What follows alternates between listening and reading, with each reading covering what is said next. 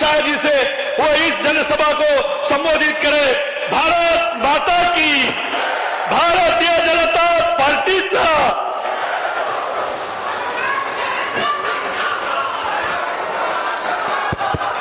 मेरे साथ बोलिए, भारत माता की।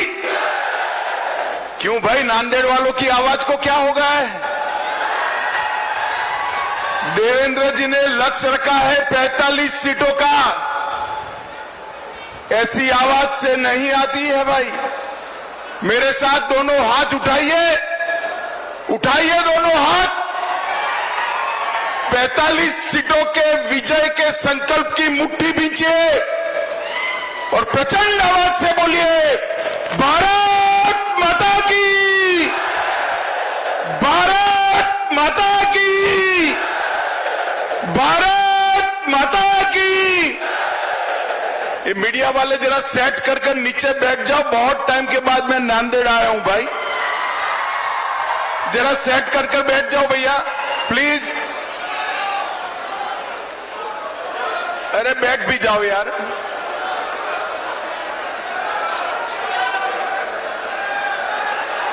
बैठ जाओ, बैठ जाओ।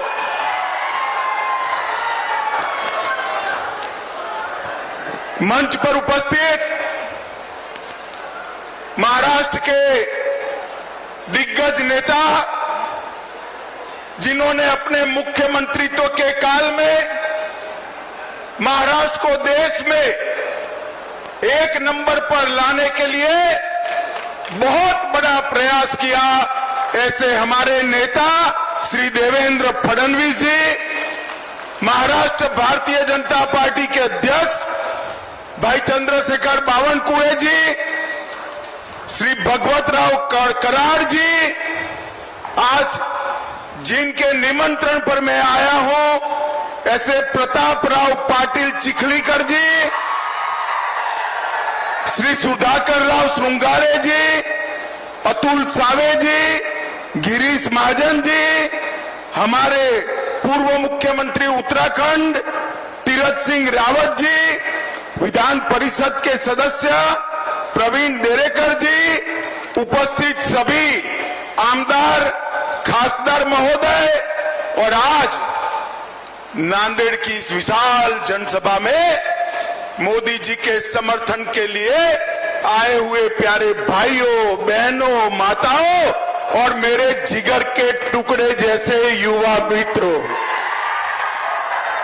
मित्रों, सबसे पहले मेरे साथ शिवाजी महाराज के नाम का जयकारा लगाएंगे। बोलिए मेरे साथ, जय जय जय जय जय भवानी, जय जय जय जय जय शिवाजी। मित्रों, आज जब मैं नांदेड़ की इस पवित्र भूमि पर आया हूं, महाराज छत्रपति महाराज शिव छत्रपति का राज्याभिषेक का 350वां वर्ष है। मैं शिव छत्रपति को मनपूर्वक प्रणाम कर मेरी बात की शुरुआत करना चाहता हूं। ये नांदेड़ की भूमि सचखंड साहिब हजूर साहब की भूमि है। ये भूमि को दसम पिता गुरु गोविंद सिंह जी ने मन खोलकर आशीर्वाद दिया है, और यही भूमि से परदेशी ताकतों के खिलाफ अपने जीवन के अंतिम सांस तक लड़ाई न छोड़ने का संदेश गुरु गोविंद सिंह जी ने दिया है। मैं उनकी पुण्य स्मृति को प्रणाम कर मेरी बात की शुरुआत करना चाहता हूं। मित्रों, आज जब मैं नांदेड़ में मराठावाड़ा में आया हूं, तब ये मराठावाड़ा का प्रांत हैदराबाद प्रांत का हिस्सा था। देश तो 15 अगस्त 1947 को आजाद हो गया, मगर नांदेड़ और पूरे मराठावाड़ में, बीदर में, हैदराबाद में देश को आजादी नहीं मिली। वहां के जुल्मी शासक ने ढेर सारे यातनाएं की। स्वामी रामानंद तीर्थ के नेतृत्व में इसके खिलाफ आंदोलन हुआ और भारत के लौह पुरुष सरदार वल्लभ भाई पटेल ने पुलिस एक्शन लेकर 17 सितंबर 48 को हमारे इस मराठा वाड़ को आजाद करने का काम किया था। आज मैं सरदार पटेल जी को भी प्रणाम कर मेरी बात की शुरुआत करना चाहता हूं। भैया आप लोग प्लीज बैठ जाइए ना नीचे, मैं यहीं रहकर बोलने वाला हूं। प्लीज थोड़ा कम जगह हो तो भी बैठ जाइए। वो लाल शर्ट वाले भाई जरा प्लीज बैठ जाइए। मित्रों, आज भारतीय जनता पार्टी की सरकार, एनडीए की सरकार और मोदी जी के नेतृत्व वाली सरकार के 9 साल पूरे हुए हैं। मैं भारतीय जनता पार्टी की ओर से नांदेड़ और समग्र महाराष्ट्र की जनता का धन्यवाद करने आया हूं। बहुत बहुत धन्यवाद महाराष्ट्र की जनता ने, क्योंकि 14 और 19 दोनों चुनाव में महाराष्ट्र की जनता ने मन खोलकर मोदी जी को वोट देने का काम किया। मन खोलकर यहां से खासदार भेजे और इसी का परिणाम था कि मोदी जी 2/3 बहुमत के साथ, पूर्ण बहुमत के साथ सरकार बनाए और 9 साल तक देश पर विकास क्या होता है इसका परिचय कराया। मोदी जी के 9 साल, ये 9 वर्ष भारत गौरव के 9 वर्ष। मोदी जी के 9 वर्ष भारत के विकास के उत्कर्ष के 9 वर्ष। मोदी जी के 9 वर्ष गरीब कल्याण के 9 वर्ष। मोदी जी के 9 वर्ष भारत को सुरक्षित करने के 9 वर्ष है। और मित्रों, 10 साल के सोनिया मनमोहन के शासन के बाद जब मोदी सरकार आई तब सभी क्षेत्रों में आमूलचूल परिवर्तन किया। मैं आज महाराष्ट्र की जनता को याद कराने आया। याद करिए सोनिया मनमोहन सरकार, जिसमें शरद पवार साहब भी थे, ये 10 साल सबसे भ्रष्ट सरकार चली। 12 लाख करोड़ के घपले, घोटाले, भ्रष्टाचार करने वाली सरकार यूपीए की सरकार थी। और 9 साल तक प्रधानमंत्री नरेंद्र मोदी बने, एनडीए की सरकार चली। 9 साल में हमारे विरोधी भी हम पर भ्रष्टाचार का एक भी आरोप नहीं लगा सकते। हमने पारदर्शी सरकार देने का काम किया है। 9 साल के अंदर मोदी जी ने देश को सुरक्षित किया। अगले 10 साल याद करिए, आए दिन पाकिस्तान से आलिया, मालिया, जमालिया घुस जाते थे, देश में बम धमाके करते थे, आतंकवादी घटनाएं करते थे और हमारे जवानों के सर काट कर ले जाते थे, मगर मनमोहन सिंह के मुंह से दिल्ली में ऊफ नहीं निकलता। मोदी जी आए, उरी और पुलवामा किया। 10 ही दिन में सर्जिकल स्ट्राइक और एयर स्ट्राइक कर पाकिस्तान के घर में घुसकर आतंकवादियों का सफाया करने का काम नरेंद्र मोदी जी ने किया। ये 10 साल जो थे भारत में गरीबी बढ़ाने वाले 10 साल रहे। नरेंद्र मोदी जी के 9 साल के अंदर अभी अभी देवेंद्र जी ने बताया, ढेर सारे गरीब कल्याण के काम हुए।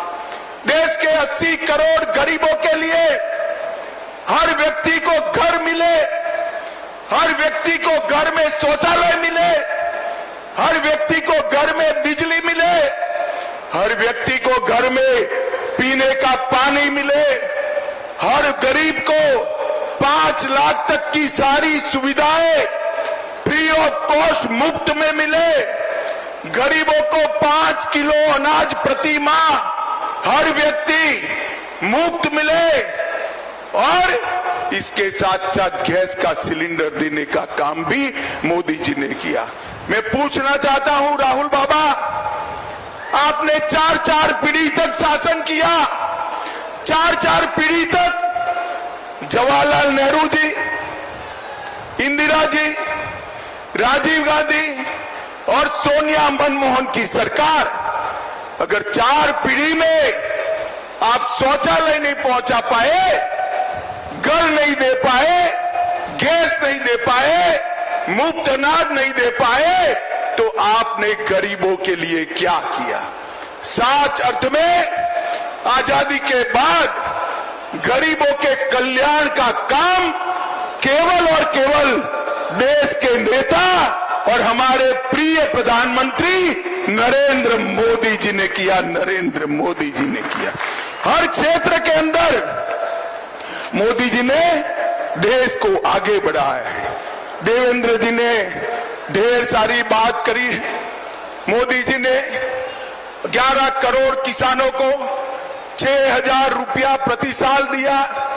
देवेंद्र जी ने और एकनाथ शिंदे ने उसमें 6,000 रुपया और जोड़ा और देवेंद्र जी ने यहां पर जलयुक्त शिवार योजना को भी चालू करने का काम किया। भाइयों बहनों, आज मैं आपको पूछने आया हूं, इतने सालों तक कांग्रेस की सरकार थी। हमारे संविधान निर्माताओं ने एक धारा 370 में एक प्रोविजन जोड़ा था कि ये टेम्पररी है, मगर इसको हटाने की किसी की हिम्मत नहीं थी। मुझे नांदेड़ वाले बताए, धारा 370 हटनी चाहिए या नहीं हटनी चाहिए? जोर से बोले, हटनी चाहिए या नहीं हटनी चाहिए? एक कांग्रेस, एनसीपी, सपा, बसपा, ममता, कोई हटाना नहीं चाहता था, वोट बैंक की लालच करते थे। नरेंद्र मोदी दूसरी बार प्रधानमंत्री बने। मोदी जी ने 5 अगस्त को कलम के एक झटके से धारा 370 को समाप्त कर कश्मीर को हमेशा के लिए भारत का हिस्सा बना दिया। और राहुल बाबा, शरद पवार, सभी लोग विरोध कर रहे थे, कहते थे आसाम में, कश्मीर में खून की नदियां बह गई। राहुल बाबा, खून की नदी छोड़ो, किसी की कंकर चलाने की भी हिम्मत नहीं हुई है। कंकर चलाने की ये नरेंद्र मोदी सरकार है। माताओं, भाइयों, बहनों, मुझे बताओ, अयोध्या में प्रभु श्री राम का मंदिर बनना चाहिए या नहीं बनना चाहिए? अरे जोर से बोलो, बनना चाहिए या नहीं बनना चाहिए?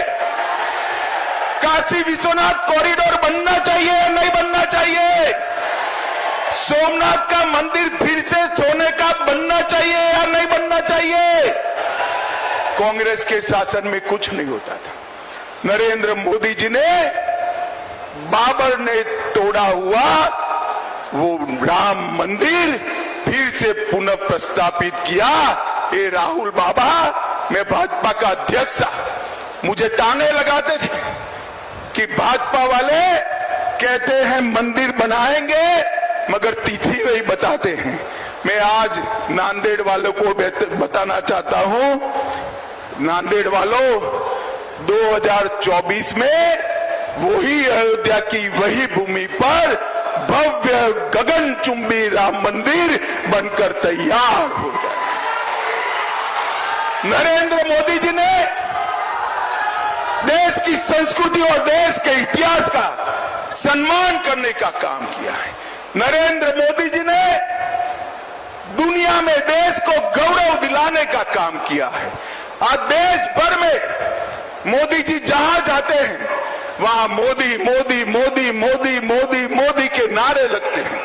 और मित्रों, मैं आपको बताता हूं, ये मोदी मोदी के नारे युवाओं नरेंद्र मोदी जी का सम्मान नहीं है, ये मोदी मोदी के नारे मेरी नांदेड़ और महाराष्ट्र की जनता का सम्मान है, क्योंकि देश के प्रधानमंत्री। एक और मोदी जी को दुनिया में सम्मान मिल रहा है और दूसरी ओर कांग्रेस के शाहजादे राहुल बाबा विदेश जाकर देश का अपमान करने का काम करते हैं।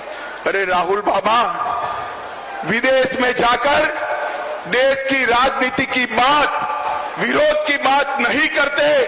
ये सालों से परिपाटी है, आपको मालूम न हो तो तनिक सीनियर कांग्रेसियों को पूछ लीजिए। और राहुल बाबा यहां नहीं बोलते, विदेश जाकर बोलते हैं, क्योंकि देश में उनको सुनने वाले बहुत कम बच गए हैं, इसलिए वो विदेश जाकर बोलते हैं। माताओं, भाइयों, बहनों, हर क्षेत्र के अंदर भारतीय जनता पार्टी ने विकास किया है। और यहां पर मैं खास महाराष्ट्र में आज आया हूं। अभी अभी देवेंद्र जी और एकनाथ शिंदे की सरकार बनी, भाजपा शिवसेना की सरकार बनी, धनुष बाण भी शिवसेना को वापिस मिल गया और तय हो गया कि कौन सी शिवसेना असली है।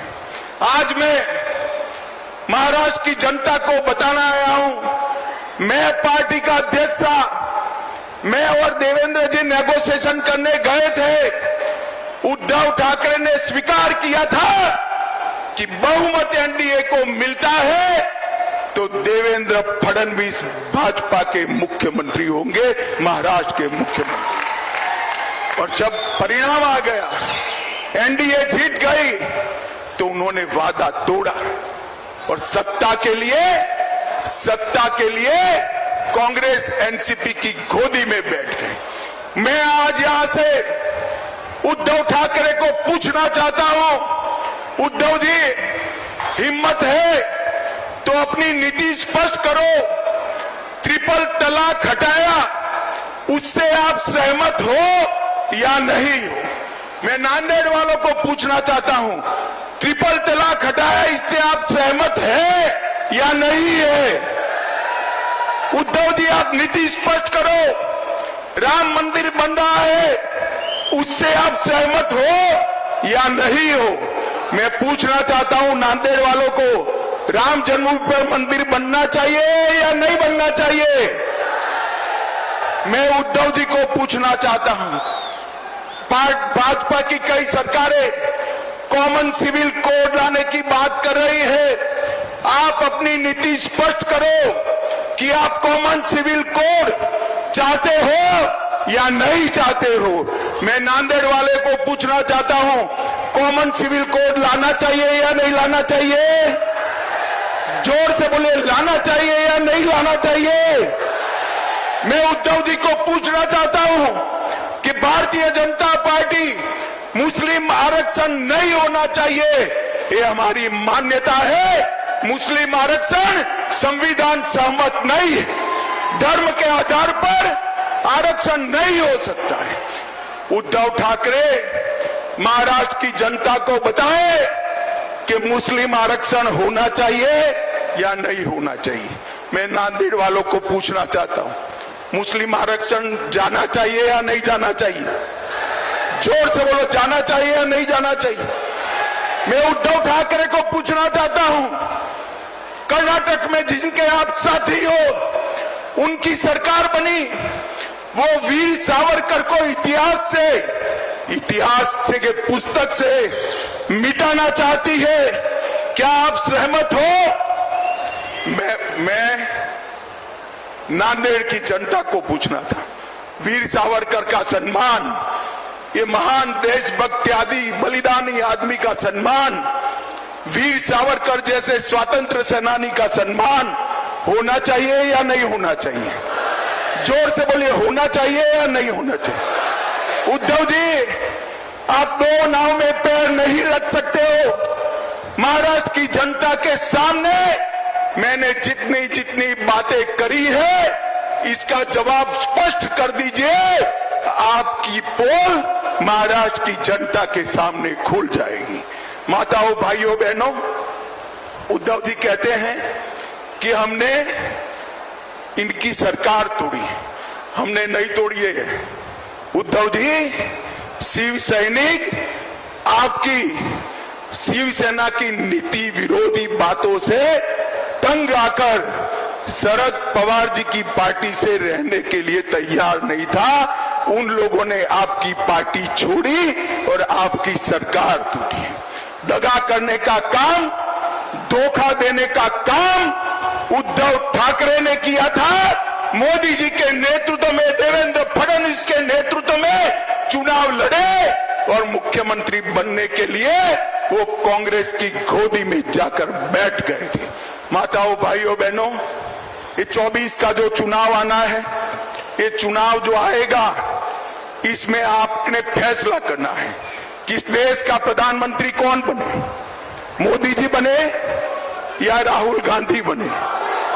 जोर से बोले कौन बने, और जोर से बोलो कौन बने, और जोर से बोलो कौन बने। उद्धव जी, आवाज सुनाई पड़ती है तो सुन लीजिए। आप वहां रहकर औरंगाबाद का नाम बदलने का समर्थन नहीं कर सकते, उस्मानाबाद का नाम बदलने का समर्थन नहीं कर सकते और अहमदनगर का नाम बदलने का भी समर्थन नहीं कर सकते हो। आपने महाराष्ट्र की जनता के सामने आपका स्टैंड स्पष्ट कर देना चाहिए। माताओं, भाइयों, बहनों, मोदी जी ने शिक्षा के क्षेत्र में 7 नए ITI खोले, 7 नए IIM खोले, 15 नए एम्स खोले और 390 यूनिवर्सिटी और 700 मेडिकल कॉलेज खोलने का काम भारतीय जनता पार्टी की नरेंद्र मोदी सरकार ने। एक और 65 साल का काम और एक और मोदी जी के 9 साल का काम। पिछले 9 वर्षों में नेशनल हाईवे में 54,000 किलोमीटर जोड़ने का काम मोदी जी ने किया था। मनमोहन सिंह जी 5 शहरों में मेट्रो छोड़कर गए थे, आज 20 शहरों में हो गई। 17 नई वंदे भारत ट्रेन शुरू हो चुकी है। यहाँ नांदेड़ साहब है, प्रताप राव ने कहा है वंदे भारत शुरू करना, मैं जाकर जरूर रेल मंत्री से बात करूंगा। 74 नए हवाई अड्डे खोलने का काम मोदी जी ने किया है। 11 करोड़ किसानों को किसान सम्मान निधि, जल जीवन मिशन 1.5 करोड़ घरों में पहुंच चुका है। लगभग 60 करोड़ लोगों को आयुष्मान भारत योजना, लगभग 11 करोड़ शौचालय, 60 करोड़ लोगों को मुफ्त अन्न और देश में 13 करोड़ लोगों को नए गैस के सिलेंडर देने का काम भारतीय जनता पार्टी की सरकार ने किया है। माताओं, भाइयों, बहनों, स्टार्टअप की बात हो, अंतरिक्ष के लिए नई नीति बनाने की बात हो, व्यापार बढ़ाना हो, दुनिया में से उद्योग यहां लाना हो, नौकरियों के मौके बढ़ाने हो, हर क्षेत्र में मोदी जी ने जो कांग्रेस 4 पीढ़ी में नहीं कर पाई वो नरेंद्र मोदी जी ने किया है। और सबसे बड़ा काम किया है, मोदी जी ने हमारे भारत को दुनिया में सम्मान दिलाने का काम किया है। सम्मान, दुनिया भर के राष्ट्राध्यक्ष कोई मोदी को बॉस कहता है, कोई पैर छूता है, कोई ऑटोग्राफ मांगता है, कोई उनका समय मांगता है। ये सम्मान भारत को मोदी जी ने दिलाया है। भारत का परचम समग्र दुनिया में लहराने का काम नरेंद्र मोदी जी ने किया है। और अंत में मैं एक बात कहना चाहता हूं, भाइयों बहनों, बताओ, ये हजारों की संख्या में बैठे हुए लोग, 50,000 से ज्यादा जनमेदनी है, मुझे बताओ सबका कोविड का टीका, कोविड का वैक्सीन का दोनों डोज हो गया है या नहीं हो गया है? हाथ ऊपर करिए, हो गया है या नहीं हो गया है? एक पैसा देना पड़ा है क्या? एक पैसा देना पड़ा है? मोदी जी ने कॉफी पिलाकर सबको वैक्सीन दे दिया और दूसरी ओर उद्धव जी ऑफिस भी नहीं जाते थे और राहुल बाबा कहते थे तो मोदी वैक्सीन है मत लो। जब देखा कि सब लेने लगे तो रात के अंधेरे में जाकर खुद उन्होंने टीका लगा दिया मोदी जी ने 230 करोड़ वैक्सीन के डोज देकर भारत की जनता को कोविड से सुरक्षित करने का काम देश के प्रधानमंत्री नरेंद्र मोदी जी ने किया है। भाइयों बहनों, मुझे बताओ, 24 के चुनाव को 1 साल बचा है। आप क्या चाहते हैं? मोदी जी की सरकार फिर से चाहते हैं क्या? अरे जोर से बोलो, चाहते हैं क्या? नांदेड़ से कमल खिलाकर मोदी जी के पास भेजेंगे क्या? महाराष्ट्र में 45 से ज्यादा सीटें जीतेंगे क्या?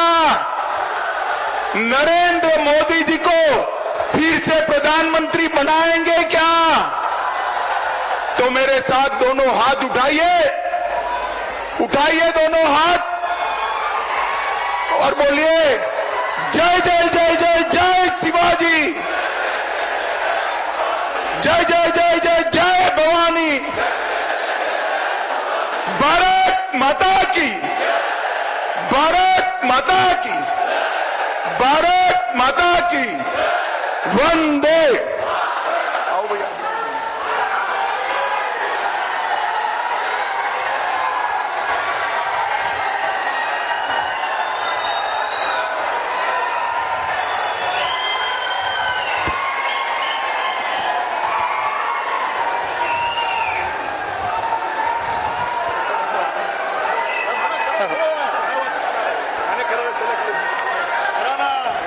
धन्यवाद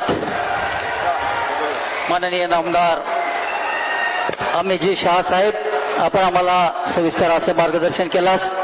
आदरणीय अमितजी शाह साहेबांचे हार्दिक हार्दिक आभार। राज्याचे लोकप्रिय उपमुख्यमंत्री माननीय नामदार देवेंद्रजी फडणवीस साहेब, आपणही आम्हाला सविस्तर असे मार्गदर्शन केलात। आपले हार्दिक हार्दिक आभार। भारतीय जनता पार्टीचे प्रदेशाध्यक्ष चंद्रशेखरजी बावनकुळे साहेब, आपण या